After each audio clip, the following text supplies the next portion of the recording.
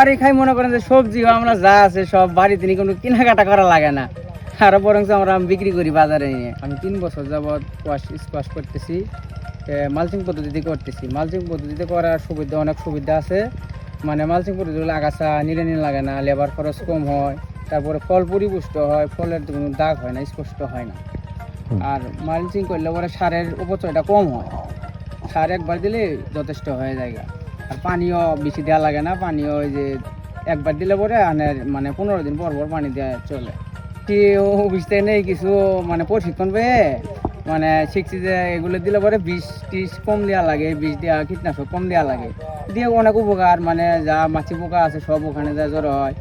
আর এটা আমরা কিছু বুঝতে নেই প্রশিক্ষণ করে এটা আর কি উপকৃত হয়েছে। এটা যে কীটনাশকের ব্যবহার কম করালেই চলে।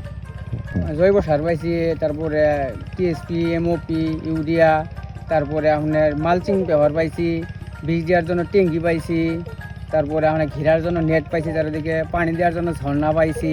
দেওয়ার কারণ হইলো পাখি এসে ফুল টুকরায় ছোটো ছোটো কুচি ডগা গেলে মানে কুচি ফল গেলে খেয়ে ফেলার কারণে পাখি তো সেই মিরে খেদায়, ওই পাশে যায় জড়ো হয়, এই পাশে খেতে ওই পাশে যায় জড়ো হয়, কিন্তু এইভাবে খেদানি সম্ভব না, সেই জন্য আমরা নেট দিছি।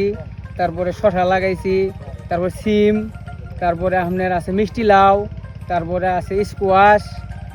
মানে মালচিং দেওয়াতে মানে 3 গুণ ফলন বেশি হইতেছে। সিম মালচিং ব্যবহার করার 3 গুণ ফলন বেশি হইতেছে। আমরা আগে যা করছিলাম আপনার এর চেয়ে ফলন বেশি, সার অপচয় কম মালচিং দেওয়াতে। মানে নিড়ে নিয়ে লাগে না, একবার যা নিড়েছে আর নিড়ে নিয়ে লাগে না। এবারে আমার বাবা নেই, মা আছে, পরিবার আছে, তারপরে আমার ছেলে আছে 2 জন আর একটা মেয়ে। আমরা অনেক সুযোগ সুবিধা পাই, যেমন এই যে সামনে বর্ষার সিজন আসতেছে, যদি বর্ষার সিজনে হয় আমাদের কি এবং সার দেওয়ার সমস্যা হয়, পানি বাজে। এই যে 2 মিনিট নালা আছে, পানি কেটে দিলে বাড়া যায়, আমাদের কোনো সবজির জন্য কোনো ক্ষতি হয় না। এবং সারটাও বারবার দেওয়া না, একবারে যে সারটা দিচ্ছে এই সারে আমাদের সবজি শেষ হয়ে যাবে এবং কোনো ক্ষতি হবে না।